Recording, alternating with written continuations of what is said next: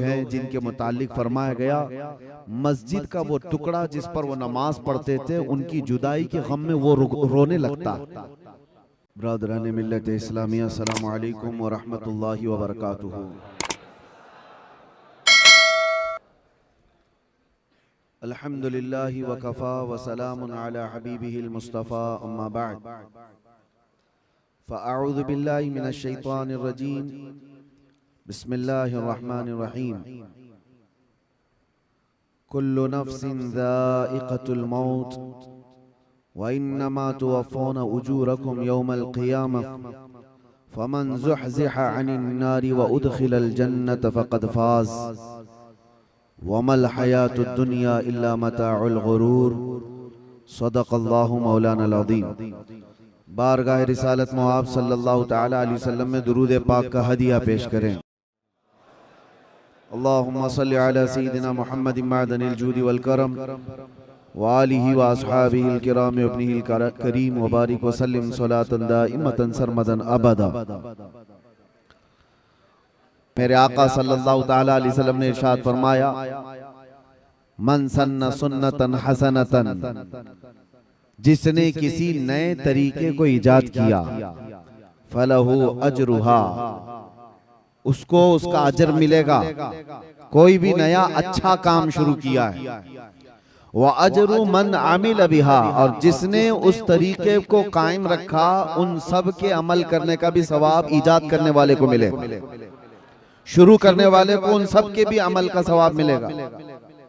لیکن ساتھ میں میرے آقا صلی اللہ تعالی علیہ وسلم نے یہ بھی فرمایا وَمَن سَنَّ سُنَّةً سَيِّئَةً فَلَهُ وِزْرُهَا وَوِزْرُ مَنْ عَمِلَ بِهَا، لیکن کسی نے برا طریقہ ایجاد کیا، کوئی نیا برا طریقہ شروع کیا ہے تو اس برا کرنے کا گناہ تو اس پر ہوگا ہی، لیکن اس کا دیکھا دیکھی جتنے لوگ وہ برا فالو کرتے رہیں گے ان سب کے گناہوں کا بھی گناہ اس ایجاد کرنے والے کو دیا جاتا رہے گا۔ اس لیے یاد رکھو زندگی میں اگر کبھی کوئی کام شروع کرنا ہو تو نیک کام شروع کر کے جاؤ، تاکہ اس کا دیکھ کر کے لوگ اور بھی وہ نیک کام کریں اور ان سب کا عمل کا ثواب آپ کو بھی دیا جاتا رہے گا۔ لیکن اللہ کے نبی صلی اللہ تعالی علیہ وسلم نے یہ بھی فرمایا وَلَا يُنْقَصُ مِنْ أُجُورِهَا، عمل کرنے والوں کے اجر میں کوئی کمی نہیں ہوگی، ان کو تو ان کا دیا جائے گا لیکن اتنا ہی شروع کرنے والے کو بھی دیا جائے گا۔ آج کے یہ جلسے کا جو اجر ہوگا وہ قاری صاحب قبلہ کی قبر میں ضرور پہنچایا جائے۔ شروعات انہوں نے کی ہے۔ دوسری بات یہ بھی میں عرض کروں میرے عزیزوں کہ جیسے کہ ابھی آپ سن رہے تھے کہ امامت اور ایک نارمل چیز نہیں ہے، مسجد کی ہر قسم کے لوگوں کو امام جوڑ کر کے رکھتا ہے، مقتدی ایک فکر کے نہیں ہوتے، اس میں پٹھان بھی ہیں، سید بھی ہیں، شیخ بھی ہیں اور پتہ نہیں کیسے کیسے سارے ہیں جو آپس میں ایک دوسرے کے رشتے بھی نہیں کرتے، لیکن وہ سب ایک صف میں کھڑے رہتے ہیں اور اس امام کی اقتداء میں۔ اور یہ اللہ تعالیٰ کا نظام ہے جو رب تبارک و تعالیٰ اس نظام کو قائم رکھا ہوا ہے۔ مجھے حیرت ہوتی ہے،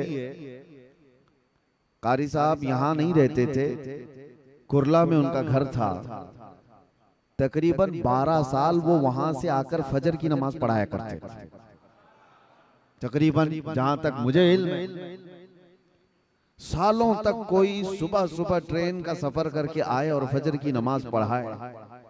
ایک بات یاد رکھو میرے عزیزوں، یہ وہ لوگ ہیں جن کے متعلق فرمایا گیا مسجد کا وہ ٹکڑا جس پر وہ نماز پڑھتے تھے ان کی جدائی کے غم میں وہ رونے لگتا۔ جب کسی ایسے بندے کا انتقال ہوتا ہے جو مسجد کا پابند تھا تو فرمایا گیا مسجد کا مصلی اس کے جانے پر رویا کرتا ہے۔ زندگی ہو تو ایسی کہ زمین کے ٹکڑے بھی روئیں، ایسی زندگی نہ ہو کہ زمین کا ٹکڑا کیا پوری دنیا بھی یہ نہ کہنے لگ جائے کہ دھرتی کا بوجھ چلا گیا۔ ایسی زندگی تو نہ گزارو۔ عیاش زندگی جس نے گزاری اس سے تو ہر کوئی پریشان ہے، ماں باپ بھائی بہن رشتہ دار سارے لوگ پریشان، محلہ پریشان۔ اب میں آپ کے سامنے ایک بات یہ بھی بتا دوں، ہر ایک کو تو موت کا مزہ چکھنا ہے، آپ ہیں ہم ہیں سب تو اس دنیا سے جانے والے ہیں۔ لوگ جیتے ایسے ہیں جیسے ان کو جانا ہی نہیں ہے، لیکن یقین ایسا ہے، سب کو پتا ہے کہ دنیا کا بڑا سے بڑا بادشاہ بھی موت کے چنگل سے بچ نہیں سکتا۔ اور رب تعالیٰ نے قرآن میں فرمایا اینما تکونوا یدرککم الموت ولو کنتم فی بروج مشیدہ، تم جہاں کہیں بھی ہوگے موت تمہیں آ کر پکڑ لے گی، اگرچہ تم مضبوط قلعے میں کیوں نہ بیٹھ جاؤ۔ دنیا کا کوئی حکیم ایسا معجون نہیں تیار کیا جو موت سے بچا لے۔ سائنس اتنی ترقی کر کے بھی آج تک موت کی دوا نہیں بنا سکا، کوئی نہیں بنا سکتا قیامت تک۔ قرآن میں اللہ کا وعدہ ہے لِكُلِّ أُمَّةٍ اجل، ہر جماعت کو یا ہر انسان کو موت آنی ہے۔ اذا جاء اجلهم فلا يستأخرون ساعة ولا يستقدمون، جب وہ اجل آ جائے، جب وہ وقت مقرر آ جائے تو اللہ تعالیٰ قرآن میں فرماتا ہے ایک سیکنڈ نہ پہلے آئے گی نہ بعد میں آئے گی، وہ وقت مقرر سب کا ہے۔ اچانک ہمارا بھی اعلان ہو جائے گا کہ دنیا سے چلے گئے، انتقال کر گئے، چند دنوں کے بعد پھر معمول پر سب لوگ آ جائیں گے، اور سب لوگ اپنے اپنے گھر بار میں اسی طرح۔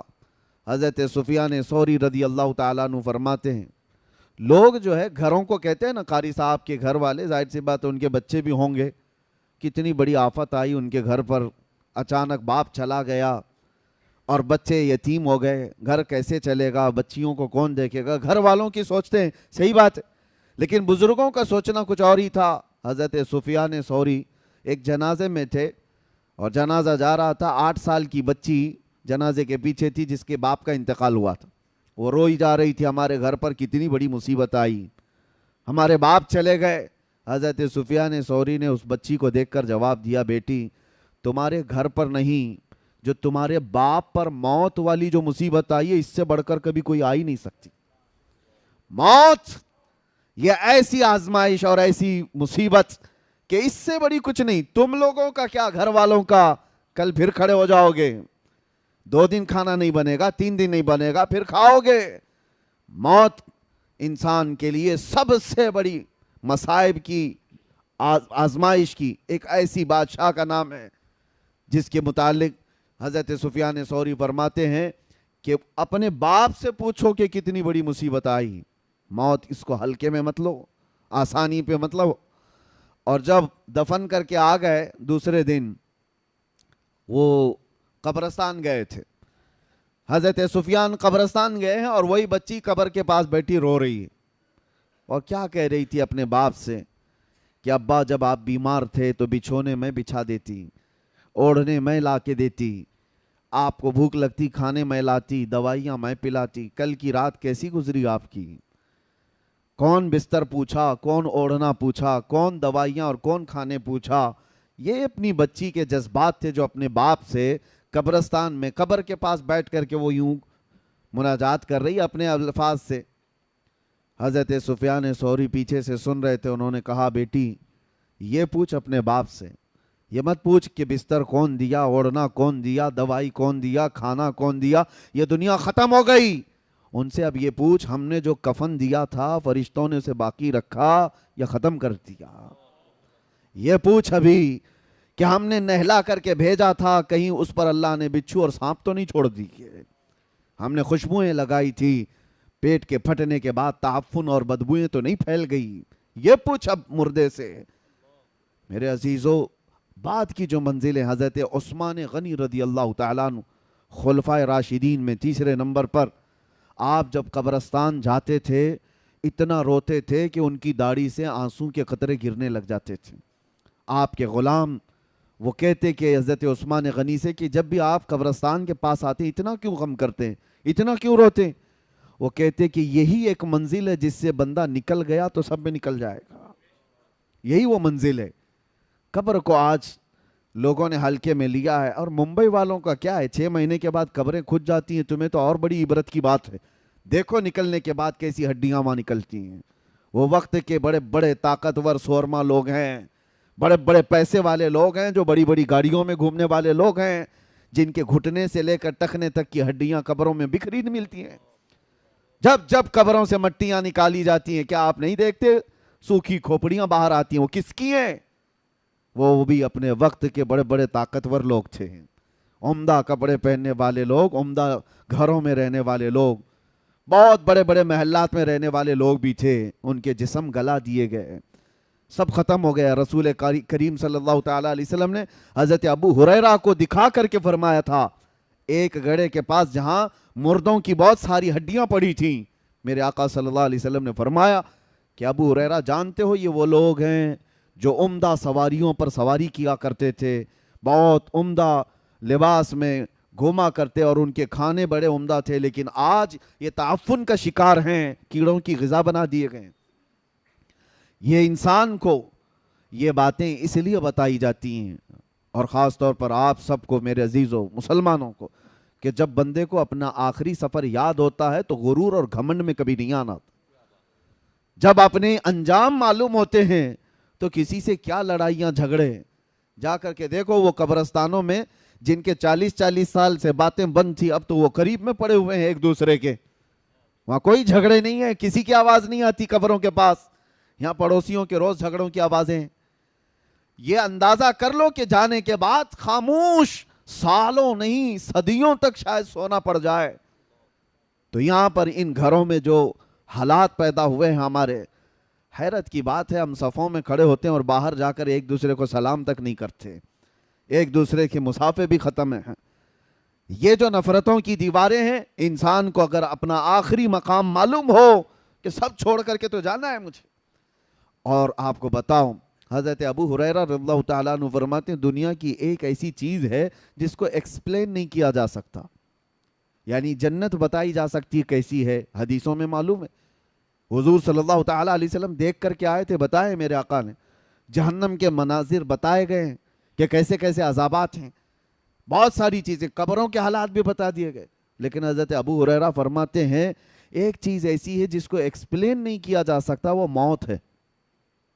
वो कैसे अंदाज में आती है, क्योंकि जिसने चख लिया वो बताने के लिए आया नहीं,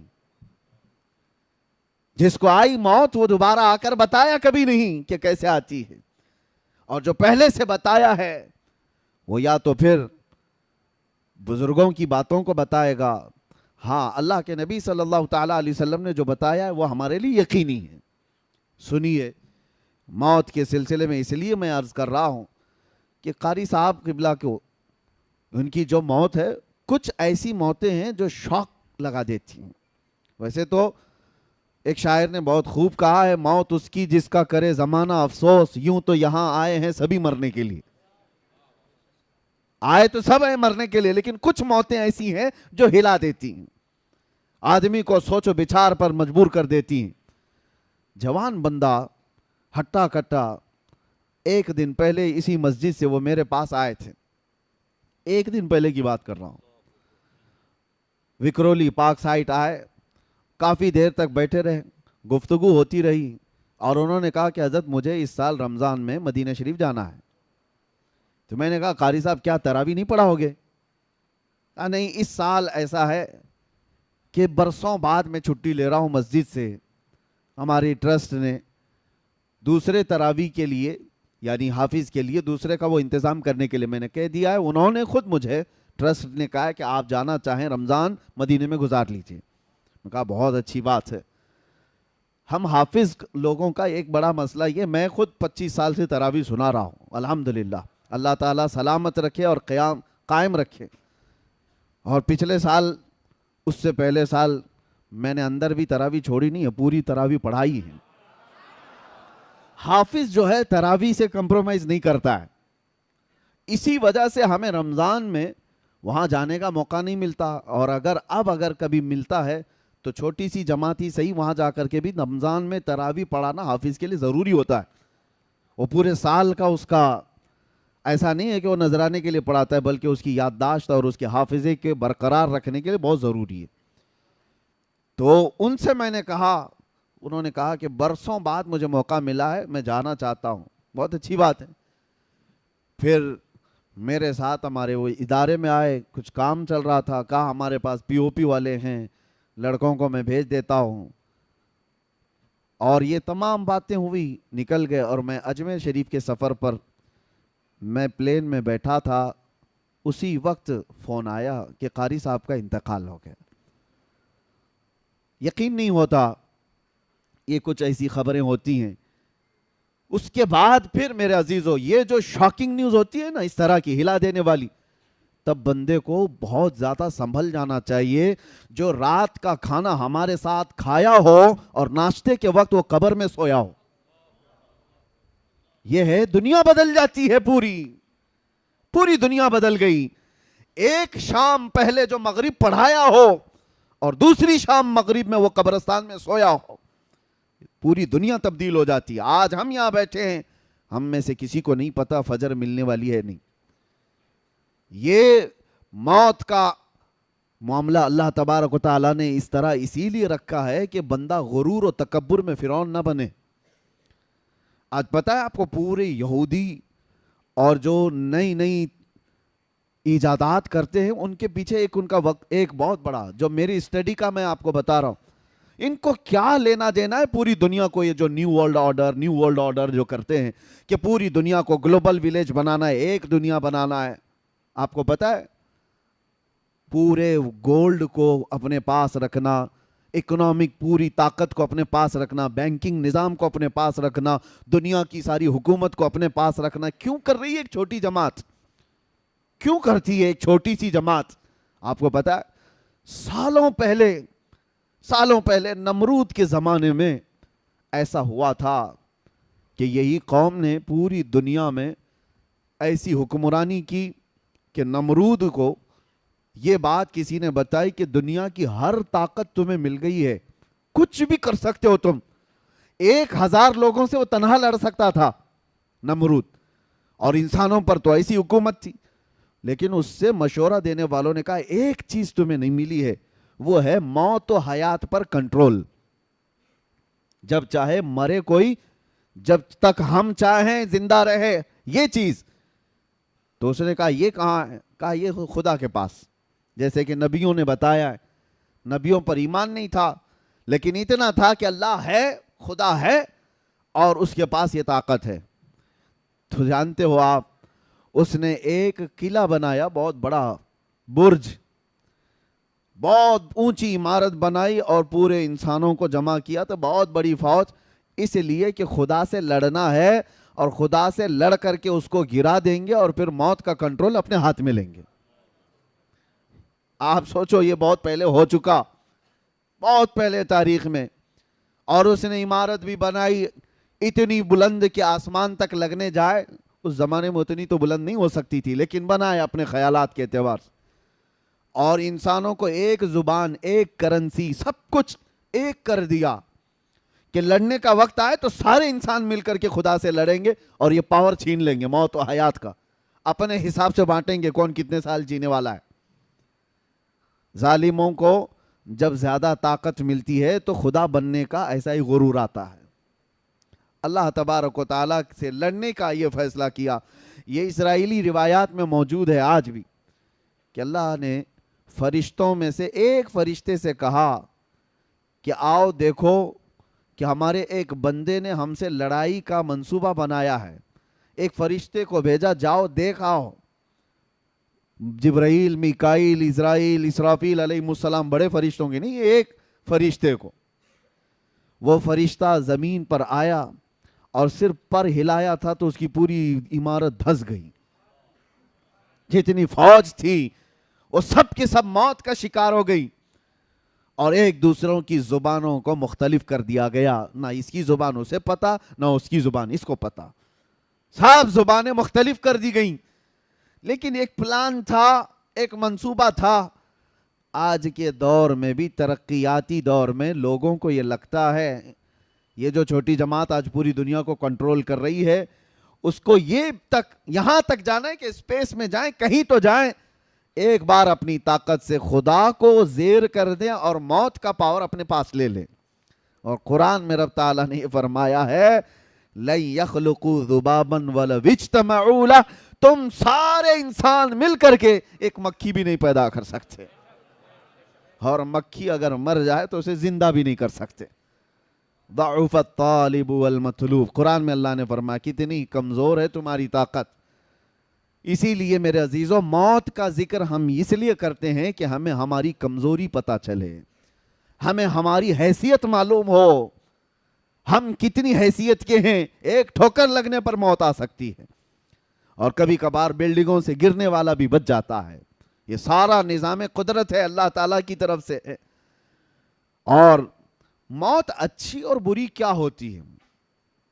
اچھی اور بری کیا ہے؟ مصلی پر امامت کرتے ہوئے موت آئی، بظاہر بہت اچھی موت ہے. اور اگر کوئی ایکسیڈنٹ میں مر گیا، 40 ٹکڑوں میں ہو گیا، بہت بری موت. لوگوں کے ذہن میں یہ کورونا میں مرنے والوں کو لوگ بیچارے یہی سمجھتے تھے کہ کیا موت ہے بیچاری، 4 لوگ اٹھا نہیں پاتے، ریپ کر دیتے ہیں پلاسٹک میں، اور 4 لوگوں کی نماز پہ اس کو تو دفن کر دیا جاتا ہے. ایسی موت ہے. ویسی نہ مرنے کے انداز کو دیکھ کر کے موت کو اچھی اور بری آپ کنسیڈر نہیں کر سکتے. ایک بات آپ کو میں بتاؤں، موت اچھی کون سی ہے اور بری کون سی ہے؟ اور جنازے دیکھ کر کے بھی نہیں. جنازے پھولوں سے سج جائیں، لد جائیں، ہزاروں کی بھیڑ ہو جائے، یہ بھی معیار نہیں، کسوٹی نہیں اچھی اور بری موت کا. اچھی اور بری موت کیا ہے؟ اگر غریب آدمی تنہا بھی مر گیا ہو، ایمان پہ مرا ہو تو سب سے اچھی موت ہے. عشق رسول پہ گیا ہے تو سب سے اچھی موت ہے. اور لاکھوں کی بھیڑ میں کفر پہ مرا ہے تو سب سے بری موت ہے. بھیڑ لاکھوں کی ہو اور کفر پہ موت آئی ہے تو وہ سب سے بری موت ہے. اور ایمان پہ مراؤ، ایکسیڈنٹ ہوا ہو، 40 ٹکڑوں میں بدل گیا ہو، اسے چیل کوے کھا گیا ہو، شیر کھا گیا ہو، آگ جلا دی ہو، پانی نے نگل لیا ہو، کچھ بھی ہوا ہو، ایمان پہ مرا ہے تو اچھی ہی موت مرا ہے. یہ بات یاد رکھیں آپ. ایمان پہ مرا ہو، عشق رسول کے ساتھ گیا ہو، وہ اچھی موت ہے. اور باقی اگر ایمان نہیں تھا مرنے کے وقت، پھر چاہے جتنے جلسے جلوس ہو جائے اس کے، وہ کوئی اچھی موت نہیں. اسی طرح سے یہ بھی کہا گیا ہے مدینے میں مرنے کی تمنا سب کی ہوتی ہے، لیکن مدینے میں مرنے کے بعد جو فضیلت ہے مدینے میں مرنے والے کی، وہ ایمان کے ساتھ مرے تو فضیلت ہے. ورنہ منافقین کو جنت البقیع سے نکال کر پھینک دیا جاتا ہے. یہ بھی بات یاد رکھو آپ. ایمان کی حالت میں جو دنیا سے گیا اور مدینے میں مرا ہے، ارے اس کے کیا کہنے ہیں. ارے وہ قیامت کے دن مومنین کی شفاعت کرے گا. میرے آقا صلی اللہ تعالیٰ علیہ وسلم نے فرمایا جنت البقیع کے اس قبرستان سے 70,000 لوگ ایسے نکلیں گے قیامت کے دن جن میں سے ہر میت 70,000 کی شفاعت کرے گی. وہ فضیلت ہے ان کے لیے، لیکن وہ ایمان کے ساتھ گیا ہو، عشق رسول کے ساتھ گیا ہو. اور اسی لیے ہم تمنا بھی کرتے اللہ تعالیٰ اللہم ارزقنا شہادتاً فی سبیلک و موتاً فی بلد حبیبک.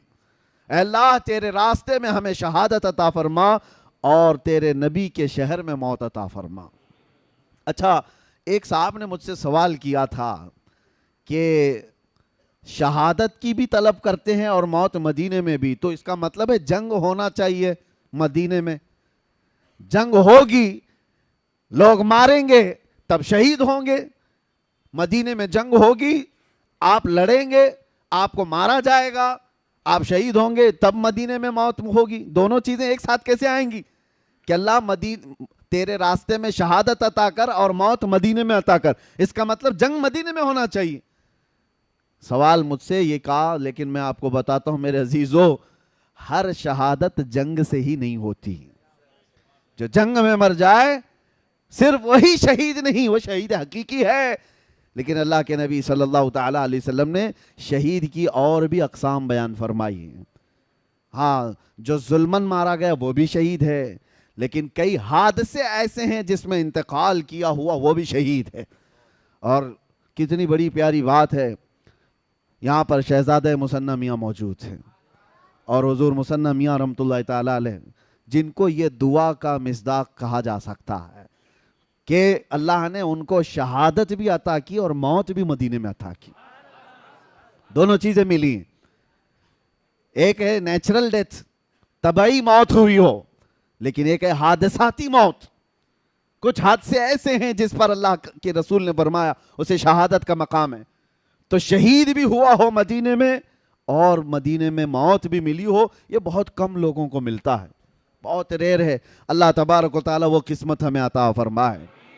میرے عزیزو، موت کا تذکرہ میں صرف آپ کے سامنے اس لیے کر رہا ہوں کہ یہ کسی کو وقت نہیں دیتی، کسی کو مہلت نہیں دیتی۔ اسی لیے آپ یہ مت سمجھنا کہ عمر ہو جائے گی، بعد میں بچے جوان ہوں گے تو میں داڑھی رکھ لوں گا، نماز کا پابند بن جاؤں گا۔ ارے 17 سال کے جنازے نہیں جاتے؟ کیا 18 سال کے جوانوں کے جنازے نہیں دیکھتے؟ بچوں کے بھی جنازے جاتے ہیں۔ موت کی کوئی عمر نہیں ہے۔ ہاں، جس کو بڑھاپا مل گیا وہ نعمت ہے، سب کو نہیں ملتا بڑھاپا۔ جس کو بڑھاپا مل گیا اور وہ بھی اسلام پہ ملا ہے، اس کے لیے وہ نعمت ہے۔ بعض لوگ یہ کہتے ہیں نا، ارے بڈھا ہو گیا اب مسجد نہیں جائے گا تو اور کیا کرے گا، کام دھندا کیا ہے؟ تمہیں نہیں پتا، ہر بوڑھا مسجد والا بھی نہیں ہوتا، اس کے لیے بھی فضل الہی ضروری ہے۔ ہر بوڑھا نہیں ہے مسجد کا۔ کتنے بوڑھے تو 80 سال کے ہو گئے، ابھی روز بلیڈ مار رہے ہیں، ان کو ابھی جوان بننے کا شوق ہے روز۔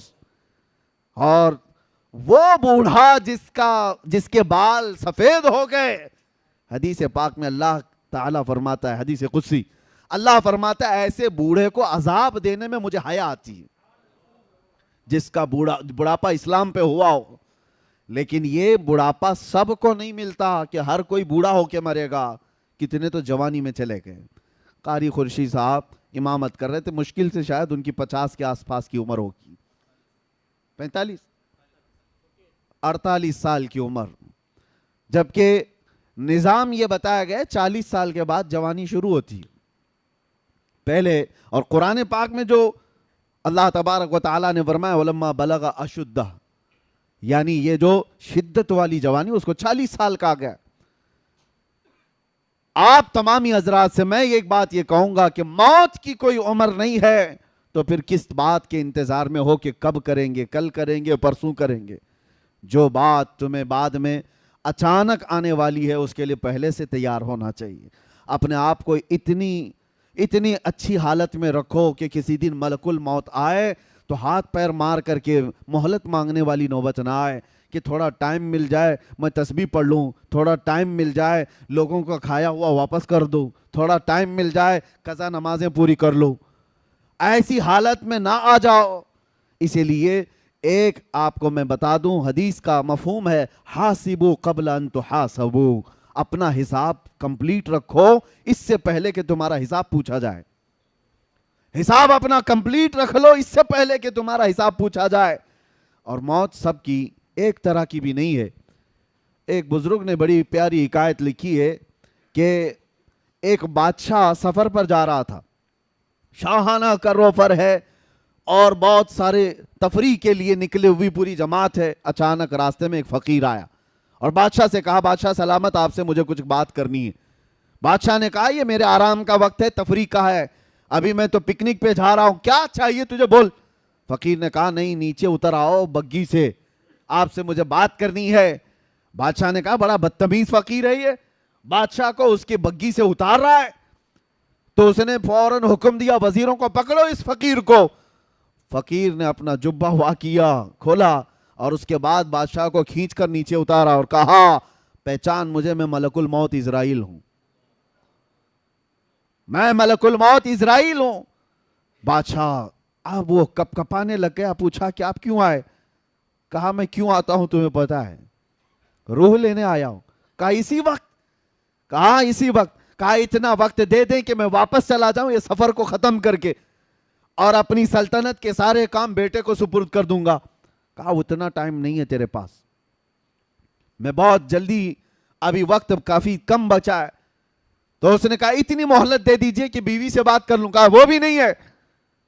اس کو تھوڑی سی بھی مہلت نہیں دی گئی، اسی وقت اس کو گرا دیا گیا اور اس کی روح قبض کر لی گئی۔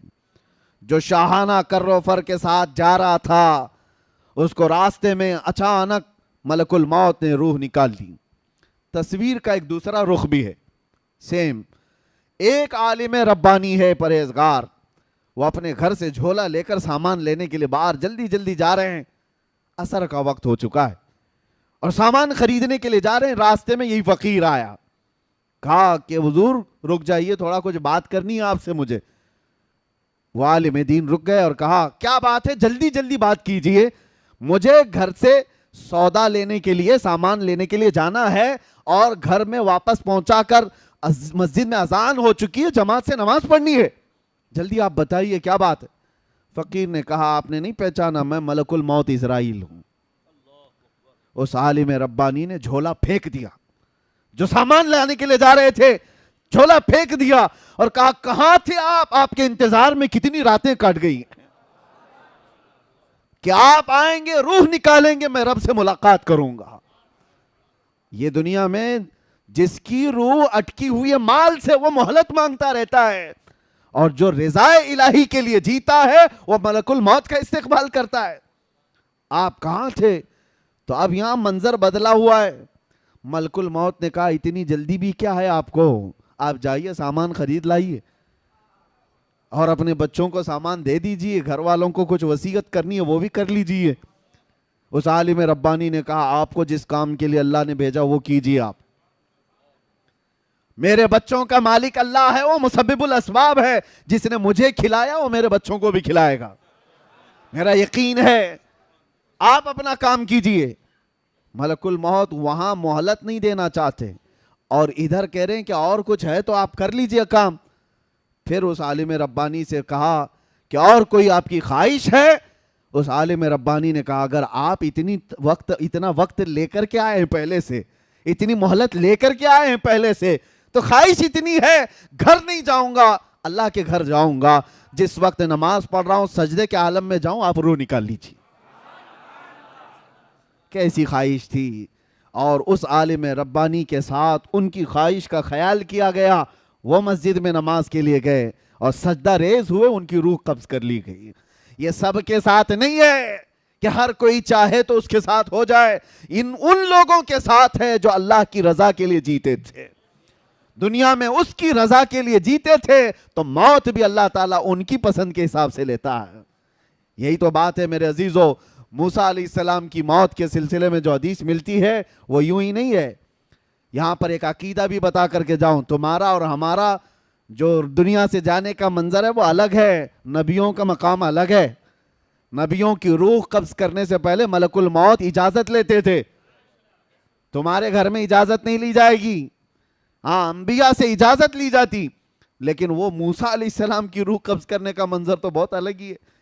ملک الموت آئے تھے اور ان سے پوچھا کہ اے اللہ کے نبی موسیٰ، آپ کی روح قبض کرنے کے لیے اللہ نے مجھے بھیجا ہے۔ انہوں نے ایک تماچا لگا دیا اور کہا جاتا ہے کس نے؟ موسیٰ پیغمبر نے ملک الموت کو، اور ان کی آنکھ باہر آئی، وہ واپس چلے گئے رب تعالیٰ کے حضور اور کہا اے اللہ تو نے کس کے پاس بھیجا؟ اس نے مار کر کے آنکھ باہر کر تھی۔ وہ پیغمبرانہ جلال تھا، کسی دوسرے کو کیا ملک الموت چھوڑ دیتے؟ اور کیا کسی کی ہمت تھی؟ یہاں یہ عقیدہ مجھے بتانا ہے، وہ خبیثوں کو سمجھنا چاہیے جو نبی کو اپنے برابر سمجھتے ہیں۔ کبھی آپ جو برابر کہتے ہیں بڑے بھائی کے طرح، ہماری طرح بشر تھے، تم بھی ملک الموت کو تھوڑا انگلی اٹھا کے دکھاؤ، پتہ چلے گا تم کو کہاں پہنچا دیا جائے گا۔ وہ نبی کی شان ہے، اللہ اپنے محبوبوں کو یہ طاقت دیا ہوا ہے۔ اللہ تعالیٰ نے نہیں فرمایا کہ نظام میں خلل ہو گیا، نہیں، رب تعالیٰ نے فرمایا اے اسرائیل جاؤ دوبارہ اور ایک گھنے بالوں والا بکرا لے کر جاؤ اور ان سے کہو کہ اس بکرے کے جسم پر ہاتھ رکھیں، ان کے ہاتھ کے نیچے جتنے بال آئیں گے اتنی عمر ان کی بڑھا دی جائے گی، اتنی زندگی ان کو دی جائے گی۔ دوبارہ اسرائیل آئے اور موسیٰ علیہ السلام کے پاس بکرا پیش کیا، کہا آپ اس پہ ہاتھ رکھیے، آپ کے ہاتھ کے نیچے جتنے بال آئیں گے اتنی عمر آپ کی بڑھا دی جائے گی۔ دوسرا کوئی ہو تو کہتا ہے نا کہ 1 سال بڑھ گیا تو چلے ٹھیک ہے، 10 سال بڑھ جائیں گے ٹھیک ہے۔ موسیٰ علیہ السلام نے کہا ہٹ جاؤ، میں رب سے بات کرتا ہوں۔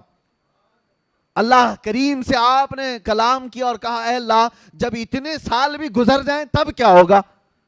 رب نے فرمایا موت آئے گی، اس لیے کہ میرا وعدہ ہے کل نفس ذائقۃ الموت، ہر جان والی چیز کو موت کا مزہ چکھنا ہے۔ موسیٰ علیہ السلام کو اللہ نے کیا فرمایا؟ موت تو آئے گی، جتنے سال بھی ہوں گزر جائیں موت آئے گی۔ تب موسیٰ علیہ السلام نے کہا جب موت آنا ہی ہے تو اب کیا تب کیا؟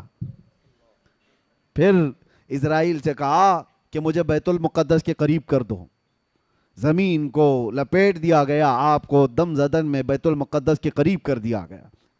وہاں پر ایک قبر کھودی جا رہی تھی، اس میں حضرت موسیٰ علیہ السلام لیٹے اور کہا اسرائیل سے کہ اب میری روح قبض کر لو۔ یہ شان ہے نبیوں کی کہ ہر ایک کی موت اس طرح سے نہیں آتی ہے، کچھ موتیں وہ ہیں، اسی لیے موت میں بھی درجات ہیں، موت میں درجات ہیں۔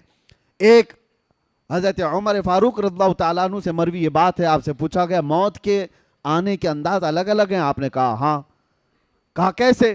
کہا مومن کی روح اور کافر کی روح نکالنے میں فرق ہے، ایک کافر کی اور ایک بدبخت کی گنہگار کی روح ایسے نکالی جاتی ہے جیسے کانٹوں کی جھاڑی پر ریشم کا کپڑا ڈال کر کھینچو، ریشم کا کپڑا، سلک کا کپڑا ڈال کر کانٹوں کی جھاڑی پر جب کپڑا کھینچیں گے تو اس کے تار کس طرح نکلتے چلے جائیں گے، روح نکلنے کے وقت اس کو ایسا لگے گا ناخن سے اس کی روح نکالی جا رہی ہوگی، شدت کا درد ہوگا۔ اور پھر آپ سے پوچھا گیا مومن کی روح کیسے نکالی جاتی ہے؟ کہا ایسے جیسے میدے کے گندھے ہوئے آٹے میں بال پھنساؤ تو نکال لیا جاتا ہے، ایک بال گندھے ہوئے آٹے میں پھنسا ہو تو اس کو نکالنے میں کیا محسوس ہو، نہ بال کو پتہ چلے نہ آٹے کو پتہ چلے۔ تو آپ کے ہاتھ میں ہے کس طرح دنیا سے جانا چاہتے ہو۔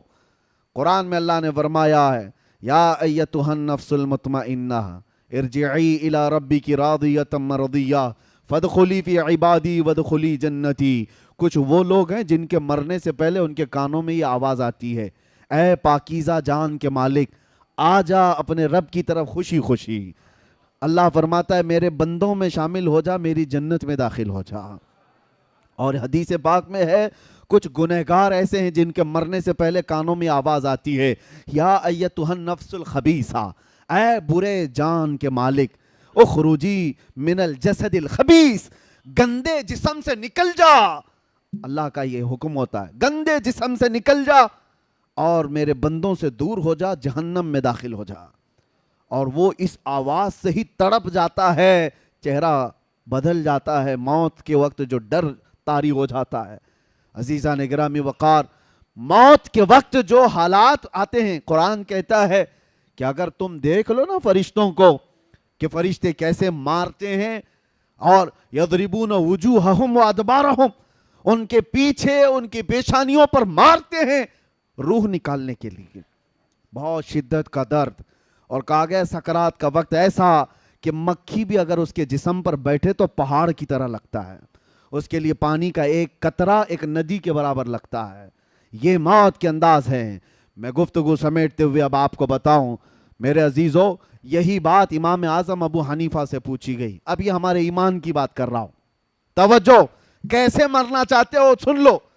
امام اعظم ابو حنیفہ سے کسی نے سوال کیا کہ سنا ہے بدبخت اور گنہگار کی موت بڑے دردناک انداز سے آتی ہے اور ایک عاشق رسول کی موت بڑی خوشحالی کے ساتھ آتی ہے، وہ خوشی خوشی دنیا سے جاتا ہے، ایسا کیوں ہوتا ہے جبکہ روح نکالنے والا ایک ہی ہے، فرشتہ ایک ہی ہے، درد کیسے ہوتا ہے، روح ایک ہی ہے؟ آپ نے کیا کہا جانتے ہو؟ امام اعظم نے کہا جا سورہ یوسف پڑھ لے تجھے سمجھ میں آ جائے گا۔ سورہ یوسف قرآن پاک کی سورہ 13ویں پارے میں حضرت امام اعظم ابو حنیفہ نے کہا جا یہ پڑھ لے۔ وہ پڑھ کر کے آیا، اس میں موت کا کہیں ذکر ہی نہیں ہے کہ کیسے کافر کی موت آتی ہے، کیسے مومن، ارے اس میں تو یوسف و زلیخا کے واقعات ہیں۔ وہ آ کر کے کہا اس میں مجھے کہیں کچھ ملا نہیں۔ کہا پھر سے پڑھ کر کے آ، پھر پڑھ کر کے آیا، کچھ نہیں ملا۔ موت کے نکلنے کا، یہ روح کے نکلنے کا کوئی منظر اس پہ نہیں ہے۔ امام اعظم نے پوچھا پھر کیا پڑھا تو نے؟ کہا اس میں تو اللہ تعالیٰ نے یوسف علیہ السلام کے بچپن سے لے کر کے ان کے وزارت عظمیٰ تک کے واقعات بھی بیان فرمائے۔ کہا اس میں زلیخا کا واقعہ تو پڑھا ہے؟ کہا کیا ہے واقعہ؟ اس نے کہا زلیخا یوسف علیہ السلام کے حسن پر فدا ہو گئی تھی، دیکھ کر کے فدا ہو گئی۔ شہر کی عورتوں نے ان کو تانا دینا شروع کیا زلیخا کو کہ ایک جوان لڑکے پر تو فدا ہو گئی، اس لیے کہ ان عورتوں نے یوسف کو دیکھا نہیں تھا، تانے مار رہی تھی۔ تو زلیخا نے کیا کیا، ایک دعوت کی ان سارے رئیس عورتوں کی اور گھر میں بلایا اور سب کے ہاتھوں میں ایک لیمو دیا اور ایک ہاتھ میں چاقو دیا اور کہا جب میں کہوں گی تب یہ لیمو کاٹنا، بڑی بڑی رئیس عورتیں بیٹھی تھی. اسی عالم میں یوسف علیہ السلام کو زلیخا اس حال میں بلاتی ہیں. یوسف علیہ السلام کا حسن ایسا تھا, جمال ایسا تھا کہ جو دیکھتا تھا وہ پلکیں جھپکانا بھول جاتا تھا. جیسے ہی یوسف علیہ السلام داخل ہوئے, ادھر سے زلیخا نے آواز دی کہ اپنے اپنے ہاتھوں میں موجود لیمو کاٹ دو. عورتیں یوسف علیہ السلام کو دیکھنے میں ایسے ہو گئیں, مگن ہو گئیں کہ ان کے ہاتھوں سے لیمو گر گیا, 4 انگلیاں کٹ گئیں. قرآن پاک میں یہ واقعہ موجود ہے. قطعنا ایدیہن, اللہ فرماتا ہے انہوں نے اپنے ہاتھوں کی انگلیاں ہی کاٹ لی. ارے عورت ذات ہے, تھوڑا سا کھروچ آ جائے تو واویلا کرتی ہے, 4 انگلیاں کٹ جائیں پتہ نہیں چلا. ہاں, ایک کیفیت انسان پر آتی ہے جب وہ محویت کی کیفیت ہے, یعنی کسی میں گم ہو جاتا ہے تو کٹنے کا درد نہیں ہوتا, پتہ نہیں چلتا. تو اس نے شخص نے امام اعظم سے یہ کہا, یہ واقعہ تو میں نے قرآن میں پڑھا ہے لیکن اس کا موت سے کیا لینا دینا؟ امام اعظم نے کہا اسی سے تو لینا دینا ہے. بات در حقیقت یہ ہے, ایک مومن صالح, ایک عاشق رسول جب دنیا سے جا رہا ہوتا ہے, روح نکالنے کا درد بہت ہوتا ہے, بہت تکلیف تو ہوتی ہے, لیکن ملک الموت ادھر سے آتے ہیں, تاجدار مدینہ ادھر سے آتے ہیں. ادھر سے یہ روح نکال رہے ہوتے ہیں, ادھر وہ جمال مصطفیٰ دیکھ رہا ہوتا ہے, وہ حسین چہرہ دیکھ رہا ہوتا ہے. ارے عورتوں کو یوسف کا حسن دیکھتے دیکھتے انگلیاں کٹنے کا درد نہیں ہوا, مومن صالح کو جمال مصطفیٰ دیکھ کر روح نکلنے کا بھی احساس نہیں ہوگا, پتہ ہی نہیں چلے گا کہ روح کب نکلی. اسی کو تو اعلیٰ حضرت نے فرمایا تھا, حسن یوسف پہ کٹی مصر میں انگشت زنا. ہاں میرے عزیزو, یہ اعلیٰ حضرت کا کمال تو دیکھو, 5 چیزیں اس شعر میں فرمایا آپ نے. حسن یوسف پہ کٹی مصر میں انگشت زنا, سر کٹاتے ہیں تیرے نام پہ مردان عرب. کیا کیا اعلیٰ حضرت فرماتے ہیں؟ حسن یوسف پہ, حسن پہ کٹی, حسن یوسف پہ کٹی, کاٹا نہیں ہے انہوں نے, وہ کٹ گئی ہیں اور بے خودی میں کٹی ہیں, جان بوجھ کے نہیں کاٹا, کٹی مصر میں, عرب میں نہیں, مصر کی عورتیں ہیں. انگشت یعنی انگلیاں, اور زنا عورتیں, اور اس کے بدلے میں دوسرا مصرع دیکھو کمال کا. اعلیٰ حضرت کہتے ہیں وہاں انگلیاں کٹی تھیں اور یہاں سر ہیں عربوں کے, صحابہ کے, تابعین کے, اور وہاں حسن پہ کٹی تھی, یہاں تو صرف نام پہ کٹنے کو تیار ہے. اور وہ کٹ گئی تھی بے خودی میں, مگر رسول اللہ کے دیوانوں کا حال یہ ہے کہ کٹانا بھی چاہتے ہیں. ایسے نہیں کہ بے خودی میں کٹ گیا سر, نہیں, جان کر کے کہ یہ کہنے پر میرا سر کٹ سکتا ہے پھر بھی کٹانے کو تیار ہے. سر کٹاتے ہیں تیرے حسن پہ نہیں یا رسول اللہ, تیرے نام پہ. اور مصر کی عورتیں نہیں, عرب کے مرد, عرب کے بڑے شہسوار, یا رسول اللہ یہ تیری عظمت ہے کہ وہاں حسن یوسف پہ عورتوں کی انگلیاں کٹ گئی تھیں, یہاں صرف آپ کے نام پر بڑے بڑے شہسوار اپنا سر کٹانے کو تیار ہیں. بہرحال خلاصہ کلام یہ ہے, اس عشق میں جیتے رہو گے تو دنیا سے جانا بھی آسان ہوگا, بلکہ دنیا میں جینا بھی آسان ہوگا. جینا بھی آسان ہوگا, جانا بھی آسان ہوگا انشاءاللہ. لیکن اس نبی پاک صلی اللہ تعالیٰ علیہ وسلم سے روگردانی کرو گے تو اعلیٰ حضرت کا ایک شعر یہ بھی ہے, نہیں اور کوئی مفر مکر, بخدا خدا کا یہی ہے در, نہیں اور کوئی مفر مکر. یہ عربی کے لفظ ہیں, آپ کو سمجھاتا ہوں. قسم خدا کی, اعلیٰ حضرت کہتے ہیں قسم خدا کی, اللہ کا کوئی در ہے تو وہ رسول اللہ کا گھر ہے. اللہ کا کوئی در ہے تو وہ رسول اللہ کا گھر ہے, یہی ہے بخدا خدا کا یہی ہے در. اب جو آگے ہے نا, نہیں اور کوئی مفر مکر, مفر کہتے ہیں بھاگنے کی جگہ, مکر کہتے ہیں ٹھہرنے کی جگہ. حضور کو چھوڑے تو نہ بھاگنے کی جگہ ہے نہ ٹھہرنے کی جگہ ہے. ہاں, ہم نے ان درندوں کو بھی دیکھا ہے جو حضور پر بھونکتے تھے. آج دیکھو کہاں ہے, منہ چھپا کر کے پوری زندگی جینا پڑتا ہے. جو بھی گستاخیاں کرتا ہے اس کے بعد اس کو روپوشی میں زندگی گزارنی پڑتی ہے. وجہ اس کو بھی پتا ہے, ہم یہاں سے دھمکی نہیں دے رہے, لیکن یہ قدرتی طور پر ہے. وہ یہاں نہیں, پوری دنیا میں کرتا خود ہے فیم کے لیے, اور پھر بعد میں پوری زندگی ڈر ڈر کے جیتا ہے. وہ 4 لوگوں کے سامنے بھی جینا مشکل رہتا ہے گستاخی کرنے والوں کا. تو کیسی زندگی ہے, اور الحمدللہ جو محبت مصطفیٰ کی بات کرتے ہیں، ہم ہزاروں میں تنہا بھی گھوم سکتے ہیں، تنہا جا سکتے ہیں، گستاخی کرنے کے بعد بھاگنے کی بھی جگہ نہیں، ٹھہرنے کی بھی جگہ نہیں۔ ہاں آپ کو پتا ہے آج سے 4 سال پہلے وہ پاکھنڈی جو بھوکتا تھا اس کے گوفے میں ایک 8 سال کا بچہ آ گیا تھا، نیوز آپ نے بھی سنا ہوگا، مسلمان بچہ تھا اور غلطی سے پانی لینے کے لیے چلا گیا تھا، نیوز والوں نے بھی بہت چلایا، لیکن اس کو اتنا بڑا کر دیا گیا، ارے مسلمان بچہ آ گیا 8 سال کا، پتہ نہیں کیا کرنے آیا تھا کیا نہیں کرنے آیا تھا، سارے اس کے اطراف۔ ارے بات در حقیقت اس بچے کی نہیں، تم نے جو گستاخی کی ہے اس کے بعد 8 سال کا بچہ بھی تمہارے لیے ملک الموت لگتا ہے۔ حالانکہ بچوں سے کیا ہو سکتا تھا، اس کو تو موت کا فرشتہ سمجھنے لگ گیا۔ یہ ڈر ہے، یہ خوف ہے حضور کو چھوڑنے کے بعد یا حضور پر بھونکنے کے بعد۔ اور وہ جو رافضی کتا تھا لکھنؤ کا، جس نے نام بھی بدلا تھا دین بھی بدلا تھا، ہاں دوسرے دھرم میں جا کر کے لوگوں کو پروموٹ کر رہا تھا کہ میں نے دھرم بھی بدل لیا نام بھی بدل لیا، کہاں ہے ڈھونڈ کے نکالو، آج کہیں ہے؟ 6 مہینے چاٹو گیری کرتے رہے، اس کے بعد وہاں سے بھی کک مار کے بھگا دیا گئے۔ دھوبی کا کتا، نہ گھر کا نہ گھاٹ کا۔ اعلیٰ حضرت فرماتے یا رسول اللہ جو تیرے در سے یار پھرتے ہیں در بدر یوں ہی خار پھرتے ہیں۔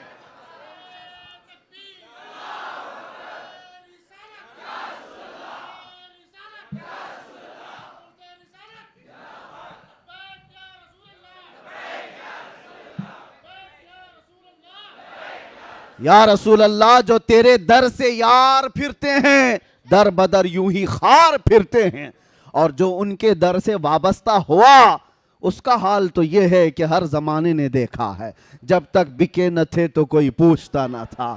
یا رسول اللہ تم نے خرید کر ہمیں انمول کر دیا۔ ارے بلال وہ حبشہ کے رہنے والے، کالا رنگ تھا اور کالے رنگ والوں کو لوگ غلام سمجھ کر کھینچتے تھے اور اپنی غلامی کرواتے بھی تھے، لیکن در مصطفیٰ سے وابستگی کے بعد بلال کا حال یہ ہے کہ ان کو اذان دینے کے لیے کعبے کے چھت پہ چڑھایا گیا، اور یہ بتایا گیا محبت مصطفیٰ میں جس نے زخم کھایا ہے کعبہ بھی اس کے قدموں کے نیچے آیا ہے، یہ بتایا گیا ہے دنیا کو۔ اور جو وابستہ ہوا ہے خاک کے ذروں کو میرے آقا نے ہمدوش سریا کر دیا، خود نہ تھے جو راہ پر اوروں کے ہادی بن گئے۔ یا رسول اللہ کیا نظر تھی آپ کی، مردوں کو مسیحا کر دیا، مردوں کو مسیحا کر دیا۔ یہ بات آپ سمجھ کر کے چلو، اس دار فانی میں جینا ہے تو میرے آقا سے وفا کر کے جیو، وفادار بن کر کے جیو، اور جینا بھی آسان ہوگا جانا بھی آسان ہوگا، اور جب جانے کا وقت ہوگا تو میرے عزیزو وہ تمام تکالیف اور مصائب نہیں ہوں گے جو ہر میت کو پیش آتے ہیں۔ عاشق رسول کے متعلق کہا گیا ہے، اعلیٰ حضرت نے لکھا ہے کہ عرش پر دھومیں مچیں وہ مومن صالح ملا، فرش پہ ماتم اٹھا وہ طیب و طاہر گیا۔ اس کا حال یہ ہوتا ہے ملائکہ عرش کے اس کے آنے کی خوشیوں میں دھوم مچانے لگتے ہیں، محبت مصطفیٰ میں فنا رہنے والا وہ عاشق رسول آ رہا ہے، اور ادھر کیا ہوتا ہے پوری روئے زمین اس کے جانے کے غم میں ماتم کنا ہے، سب کے دل محسوس کر رہ جاتے ہیں۔ زندگی گزارو تو ایسی زندگی گزارو کہ جس کے جانے کا غم پوری دنیا کو ہو اور ملائکہ کو اس کا استقبال ہو، اور اسی لیے ہم کہتے ہیں کہ ملائکہ کو اس کا استقبال ہو۔ یہ کب ہوگا؟ تم کیا چیز دیکھنے کے لیے دنیا میں جی رہے ہو؟ ہر آدمی اپنے اپنے کچھ نہ کچھ ایکسپیکٹیشن رکھتا ہے، 40 سال کا ہو گیا ہوں، اتنا کمایا ہوں، یہ چاہیے۔ عام نوجوانوں کی زندگی تو یہ ہے کہ آج ایک کسی حسین لڑکی کو اپنے دامے فریب میں پھنسا لینا، یہ سمجھتا ہے زندگی کا بہت بڑا تیر مار لیا میں نے، کون سا بڑا کام کر لیا۔ ہاں لڑکیوں کو چیٹنگ کے ذریعے، ڈیٹنگ کے ذریعے، فلاں کے ذریعے، اس کے ذریعے، اس کے ذریعے پھنسا لینا، یہ بہت بڑا کام ہے، تو رم کھاؤ۔ ارے تم کیا جانتے ہو شہ سوار کون تھے اور ہمارے جرنیل اور لیڈر کون تھے؟ کاش آج کا جوان پڑھ لیتا خالد بن ولید کون ہے، جانتا تو یہ سب جو لکھے پکے ہیں یہ سب ختم ہو جاتے۔ یہ کاجو بادام کی باڈیاں، خالد بن ولید 125 جنگیں لڑی اپنی زندگی میں، 125 जंग, और एक जंग में भी अल्लाह ने उनको शिकस्त नहीं दी। और जानते हो, इसीलिए मैं उसका जिक्र कर रहा हूं, खालिद बिन वलीद जब लड़ने के लिए जाते थे तो उनके हाथ में जो तलवार थी वो 35 किलो की होती थी, 35 किलो की तलवार। और कहा जाता है कि तकरीबन 30 से 40 किलो का वो ढाल जिससे तीर बचाते थे, उठा के दिखाओ। और इस हाल में वो जंग करते थे। और खुद खालिद बिन वलीद कहते हैं, एक जंग ऐसी है, जंगे मौता, जिसमें 9 तलवारें मेरे हाथ से टूटी हैं, 9 तलवारें टूटी, फिर भी पीछे नहीं हटे। और कौन सी ताकत थी, कौन सी कुव्वत थी खालिद बिन वलीद के पास, जानते हो? क्या खाते थे वो, किस चीज से बेखौफ जीते थे? बात दर हकीकत ये, एक जंग में ये लोगों ने मंजर देख भी लिया। खालिद बिन वलीद अचानक लड़ते लड़ते नरगे में फंस गए और एक काफिर उनके सर पर तलवार उठा चुका था और आपका अमामा गिर गया था। खालिद बिन वलीद ने अपनी गर्दन नहीं बचाई, अमामा बचाने के लिए आगे गए। अरे वो दुश्मन गर्दन पर तलवार उठाया है और गिरा हुआ अमामा उठाने चले गए। उनका यकीन कैसा था, गर्दन उस वक्त तक नहीं कटेगी जब तक मौला नहीं चाहेगा। अमामा उठा लिया, अपना अमामा ले लिया। वो सामने दुश्मन जो खड़ा था वो हैरत में है। कहा, एक छोटा सिपाही भी ऐसी गलती नहीं करता, तुम तो सिपह सालार हो खालिद बिन वलीद, कि तुम ऐसे वक्त में जब तलवार तुम्हारी गर्दन पर हो और तुम अपना खोया हुआ अमामा उठाने जा रहे हो, ये पगड़ी उठाने जा रहे हो। खालिद बिन वलीद ने जवाब दिया था, बात दर हकीकत यह है, मैं अपनी ताकत के बलबूते नहीं लड़ता, ये मेरे बाजुओं की ताकत नहीं है जो मुझे जर्नेल बनाई हुई है। हकीकी बात यह है, इस अमामे में मेरे रसूलुल्लाह के 3 मुँह मुबारका है।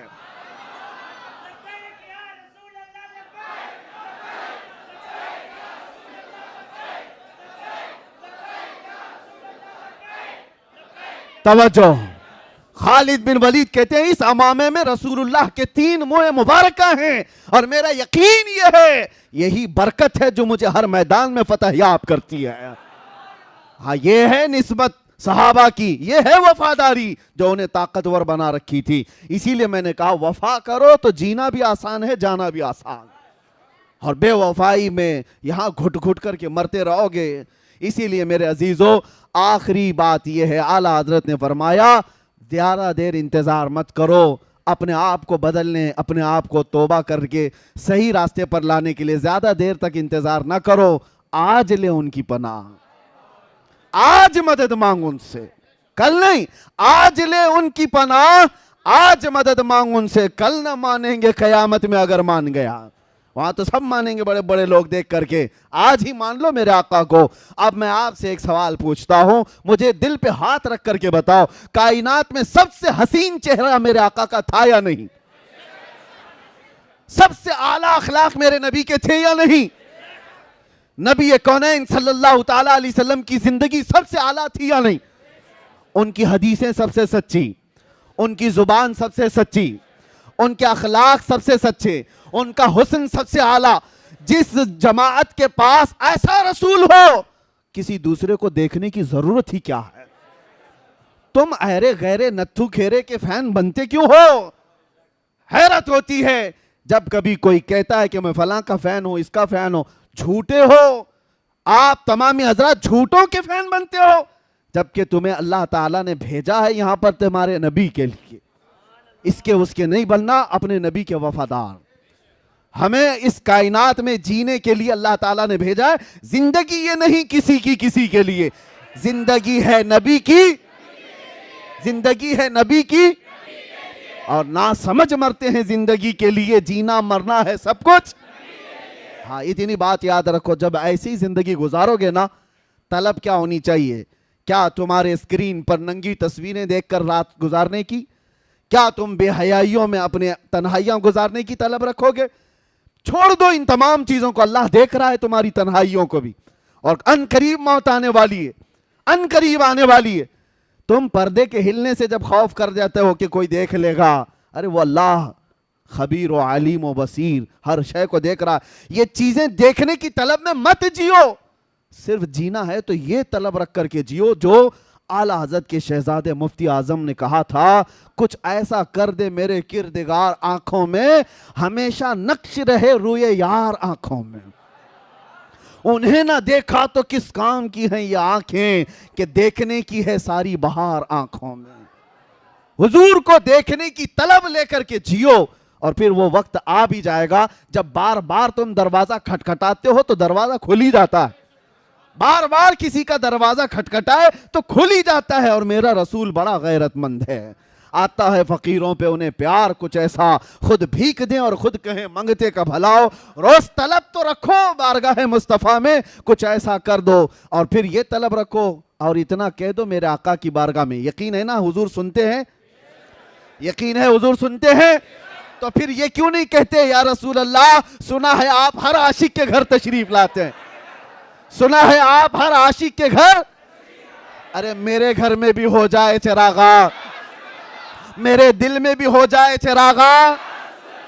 جب یہ طلب لے کر جیو گے ایک دن دروازہ کھلے گا, ایک دن رحمت کا دروازہ کھلے گا, اور نہ جانے وہ ہمارا گھر خوشبوؤں سے مہک جائے گا. اور پھر اس حال میں تمہاری موت آئے اور ہماری موت آئے تو کس شان سے آتی ہے پتہ ہے؟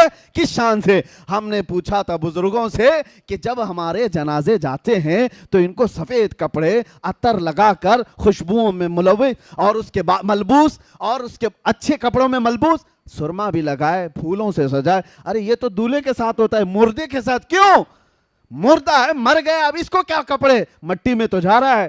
عطر اس کو کیوں, تھوڑی دیر کے بعد تو بند ہونے والی ہے قبر, یہ سرما کیوں, بند آنکھوں پر.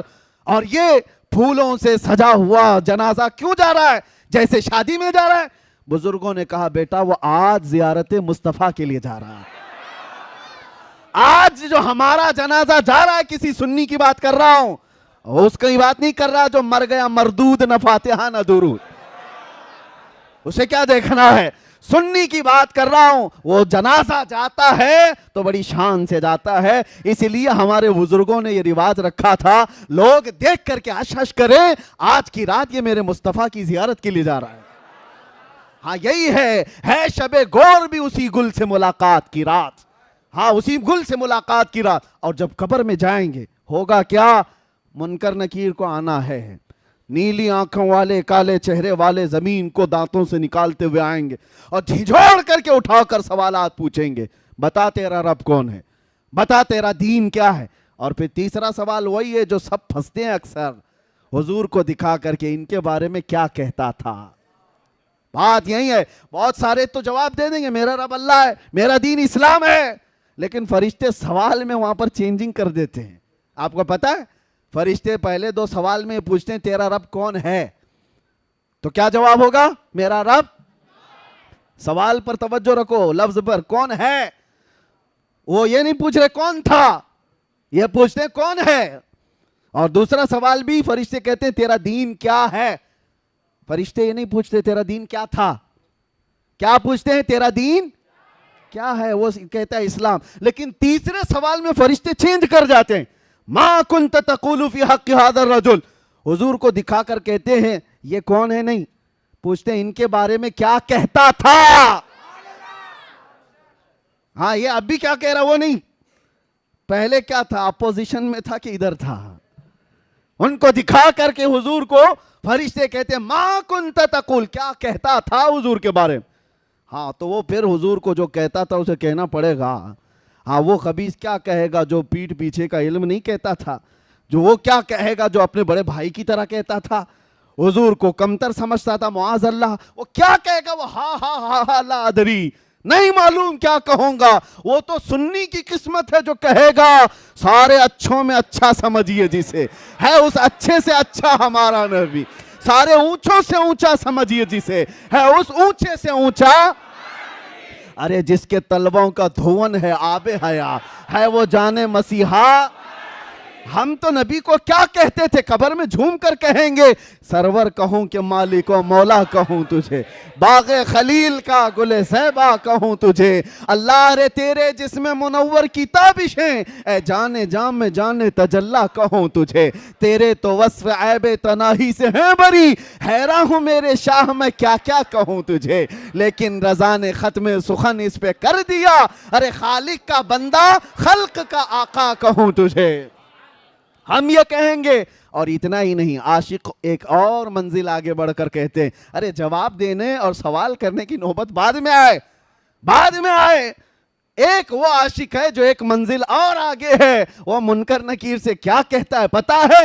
اب تو پائے ناز سے، اب تو پائے ناز سے اے فرشتوں کیوں اٹھوں، ارے مر کے پہنچا ہوں یہاں اس دل ربا کے واسطے. اس دل ربا کے واسطے مجھے آنے کے لیے، انہیں دیکھنے کے لیے مرنا پڑا ہے. تم سوال جواب پہ لگے ہو، ان کے لیے تو مرا ہوں. اسی لیے بس اب گفتگو ختم کرتے ہیں. ہماری کل کائنات، ہمارا کل سرمایہ، ہماری زندگی، ہمارا متاع حیات، سب کچھ جان مصطفیٰ ہے اور جان کائنات ہے. وہ پروردگار کے محبوب ہیں جس کے لیے اللہ تعالیٰ نے ہمیں اس جیتی جاگتی دنیا میں بھیجا ہے. تو صرف اور صرف امانت یہ ہے، سچائی یہ ہے، ہم یہ کہیں بارگاہ مصطفیٰ میں یا رسول اللہ ایرے غیرے نتھو کھیرے کے لیے اب زبان نہیں کھلے گی. جیوں گا تو دوسروں کے لیے نہیں جیوں گا، جو کچھ بھی کروں گا آپ کی مرضی کے مطابق. دہن میں زبان، بدن میں ہے جان، ہم آئے یہاں اٹھے بھی وہاں، زمین و زمان، مکین و مکان، چنین و چنا اور بنے دو جہاں. لبیک یا رسول اللہ، لبیک یا رسول اللہ.